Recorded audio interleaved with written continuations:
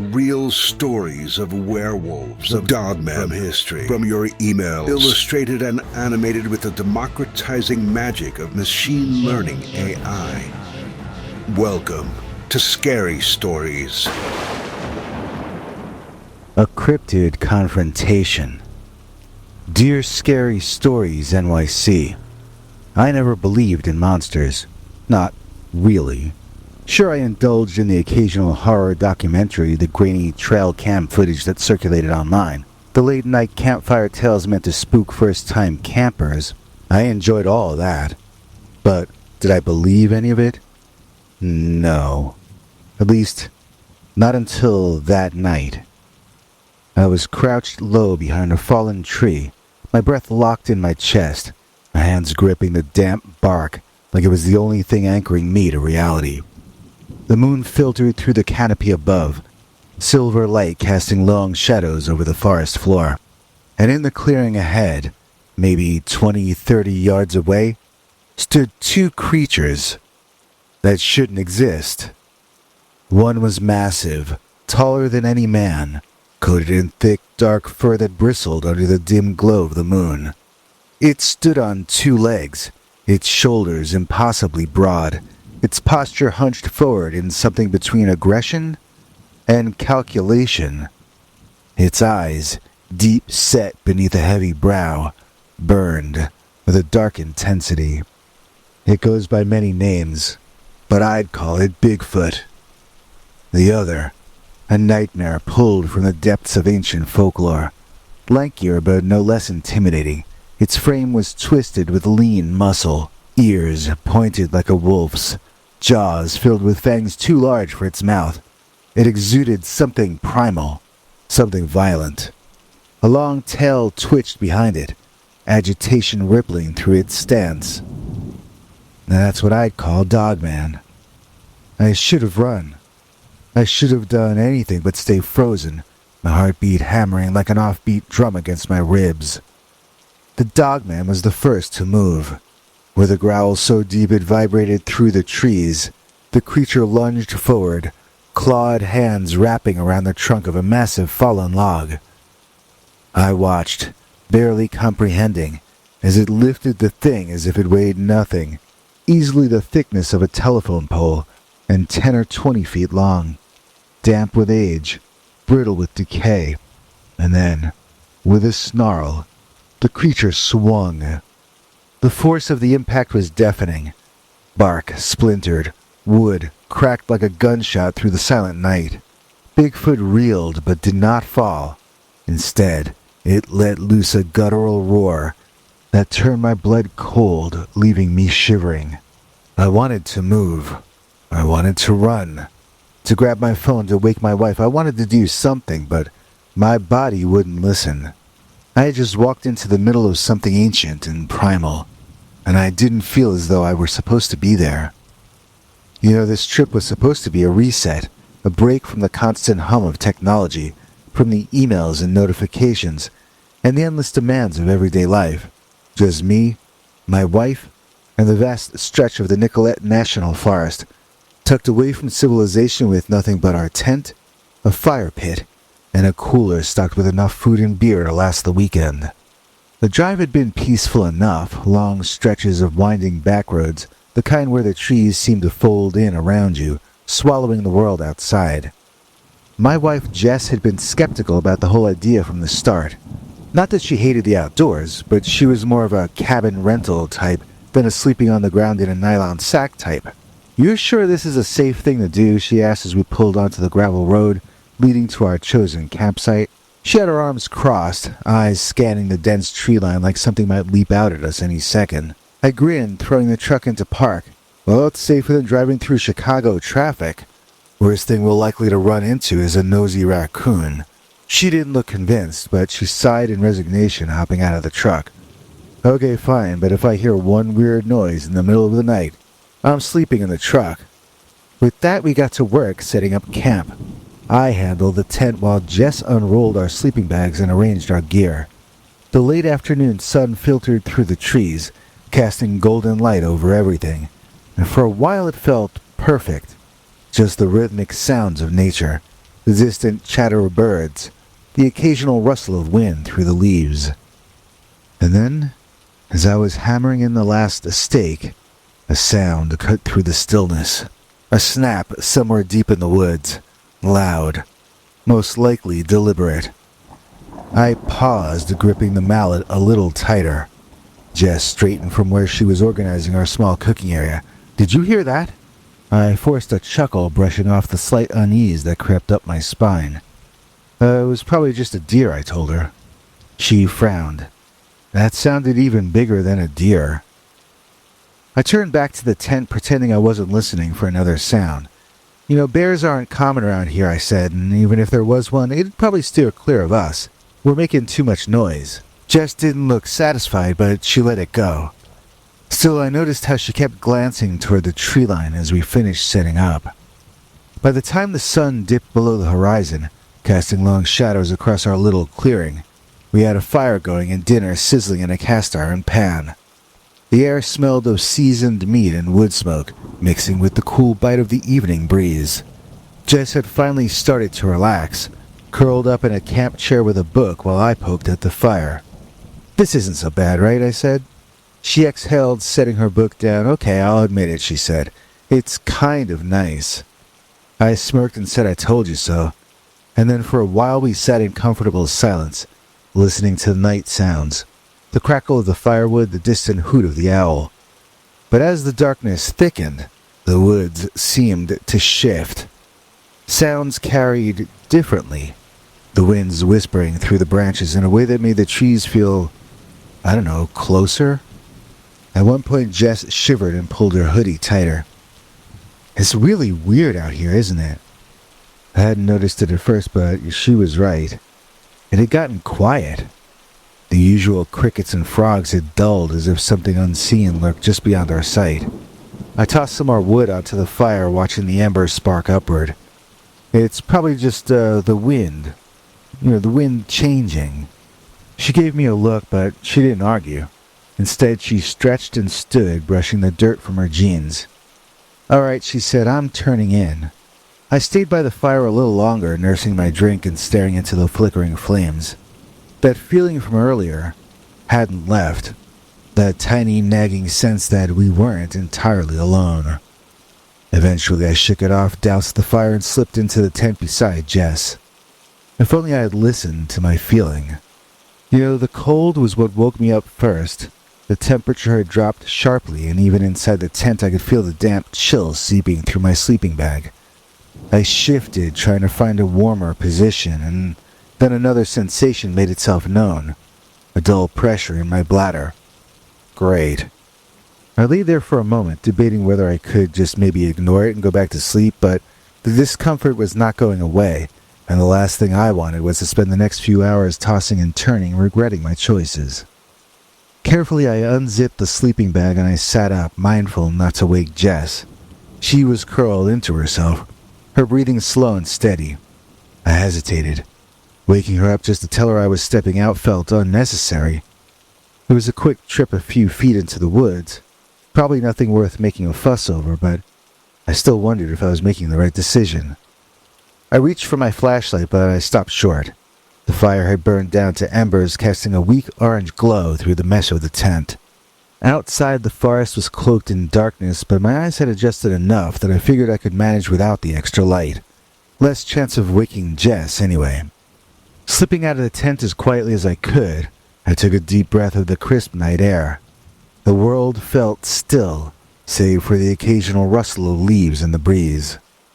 I moved a short distance into the trees, just far enough to feel like I had privacy, while still keeping the glow of the campfire embers in sight. The ground was soft under my boots, damp with lingering evening dew. I went about my business as quickly as I could, eager to crawl back into the warm sleeping bag. Well, relatively warm. And then I heard it. A sound in the distance, low and deliberate. A deep thud against the earth, heavy enough that I almost felt it more than I heard it. This froze me. My first thought was a deer, but maybe even a bear moving through the underbrush, but this didn't sound like rustling branches or the soft crunch of hooves. This was a weight, Something solid hitting the ground. Another thud, this time closer. I swallowed hard, suddenly very aware of how exposed I was. Slowly I eased back, turning toward camp. But just as I moved, something caught my eye through the trees. A flicker of movement in the moonlight. I wasn't alone. My breath hitched. About 30 yards away, just beyond the tree line, I saw two massive figures, and they were facing each other. At first my brain refused to process what I was looking at. Maybe they were shadows or tricks of the light, but no, those were bodies. They were covered in fur, their forms barely illuminated by slivers of moonlight cutting through the trees. The first one was impossibly tall, at least 10 feet, its hulking frame covered in thick dark fur. Its shoulders were broad, its posture slightly hunched, its long arms hanging low. Even from this distance, I could see the outline of its monkey-like face. It was Bigfoot. The second creature was different. You know what I'm saying. That was the Dogman. My heart pounded so hard I thought they might hear it. Neither creature had noticed me, not yet. Their focus was locked entirely on each other. Their postures were tense and aggressive. This wasn't just a meeting. This was a confrontation. The Dogman let out a low guttural growl, the sound reverberating through the air. And then, in a blur of movement, it lunged to the side and gripped something massive, a fallen log, half rotted but still thick enough to crush a man. It lifted the huge log like it was a baseball bat. The wood groaned in protest, dirt and insects spilling from its decayed bark. With a snarl, the Dogman swung. The impact was like a thunderclap. Wood exploded in splinters as the log connected with Bigfoot's side. The larger creature staggered, but it didn't fall. Instead, it let out a sound that made my bones vibrate, a deep guttural roar that belonged to something ancient and very powerful. Every instinct in my body screamed at me to run, but I was frozen, locked in place by the sheer impossibility of what I was seeing. This wasn't a blurry photograph or a fleeting shadow in the distance. This was real, and I had just stumbled into the middle of it. I had to get proof.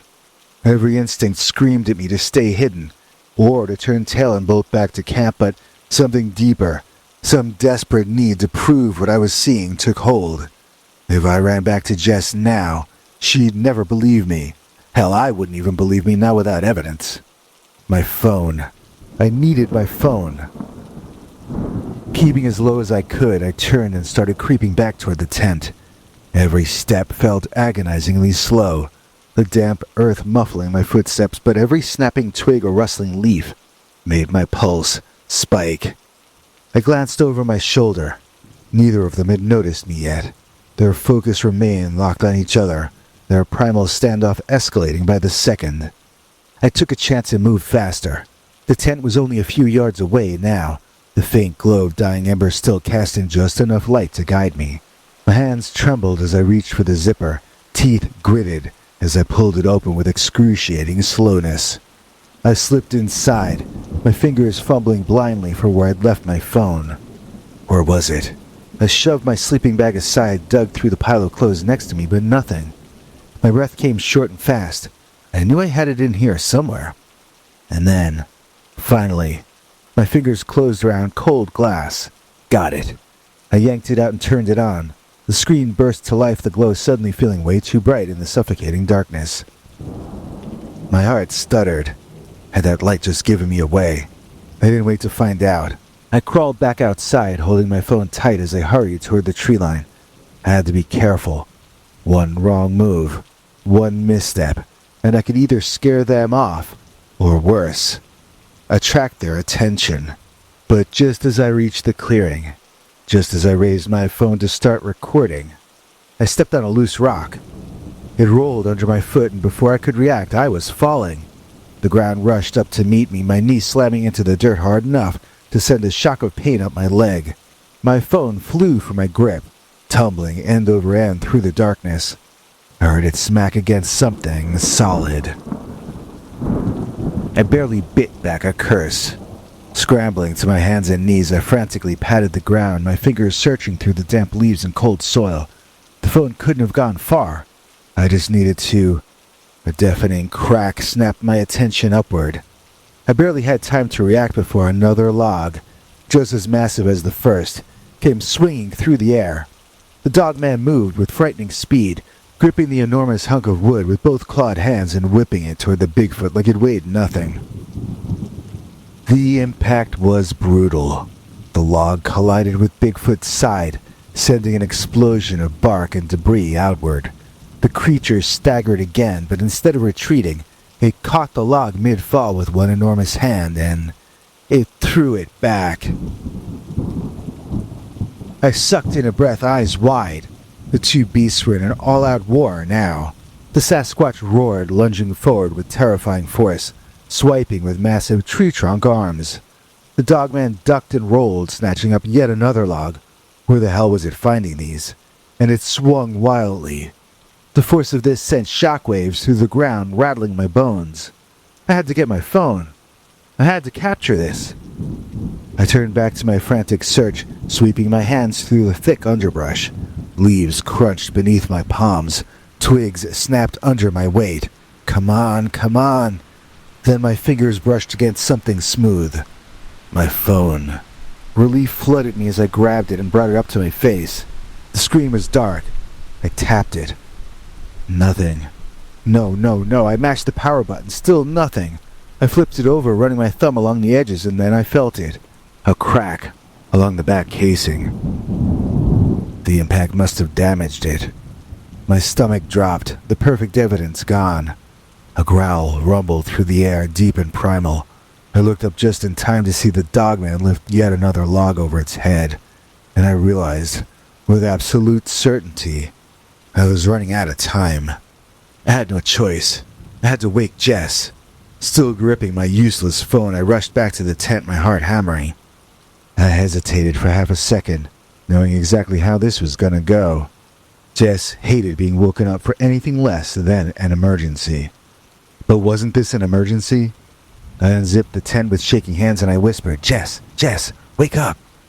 She groaned and curled tighter into her sleeping bag. You need to get up, Jess, now.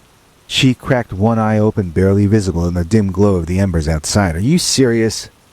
Yeah, just trust me, there's something out there.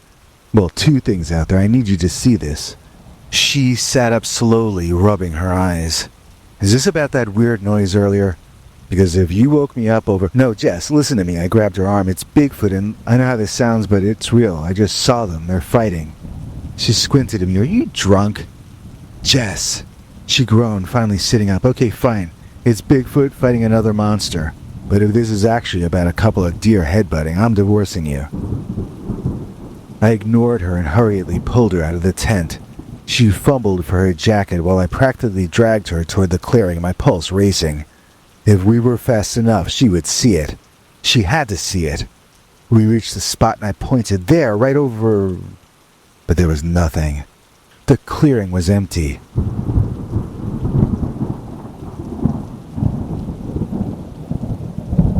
The trees swayed in the night breeze, their branches whispering, but the towering figures were gone.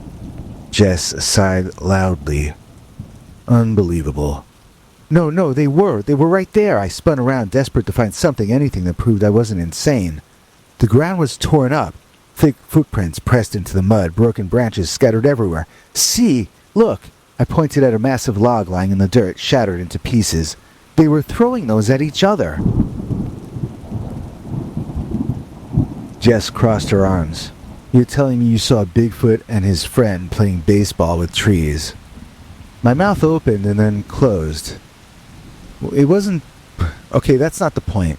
She rubbed her temples. Babe, I'm tired. Can we do this in the morning? I ran a hand through my hair, frustration burning through me. This had happened. I knew it had. I saw and heard and felt it happening. But now, standing here in the empty clearing with nothing but broken wood and my own frantic breathing, it felt stupid. It felt impossible. Jess sighed, grabbing my hand. Come on, dear, you'll feel better after some sleep. I didn't move right away. I stood there staring into the darkness, hoping that I'd see something I could show her. But I didn't. And that might have been the worst part of all.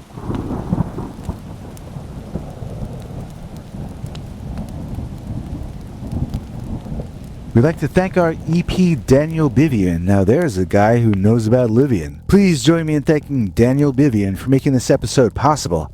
As I've been sick this past half a year, we've lost a lot of support from the community, and our ad revenue has been decimated. Every person who donates or becomes a channel member literally keeps us alive for one more day, and we can't thank each of you enough. If you would like to become a hero to the channel like Daniel Bivian, then please listen to what this next little guy has to say. Hank? Thanks, Biggie, and thanks to all of you for watching this far. If you liked it, please click like. If you'd like to see more of our work, please subscribe. And also click that bell icon if you'd like to be notified when we put out a new episode. To become an executive producer, you can donate to us through the thanks button under each of our videos or through our paypal.me/PeterBernard209 page. To receive cool perks like secret uncensored Dogman episodes far too wild to ever run on this channel, you can become a YouTube channel member by clicking the join button, or join our PayPal subscribers club at peterbernard.com. Joining either at the $3 a month level or above gets you access to our over 25 hours of secret uncensored Dogman stories available nowhere else. Do you have a scary story about Dogman or some other kind of high strangeness that happened to you? Let us know by emailing us at scarystoriesnyc@gmail.com or by leaving us a voicemail message at 804-LA-SCARY. You may need to call back on that when it cuts off after I think 3 minutes. And if you don't want to do any of that stuff, thank you for simply watching to the end. Good night, and have a scary tomorrow.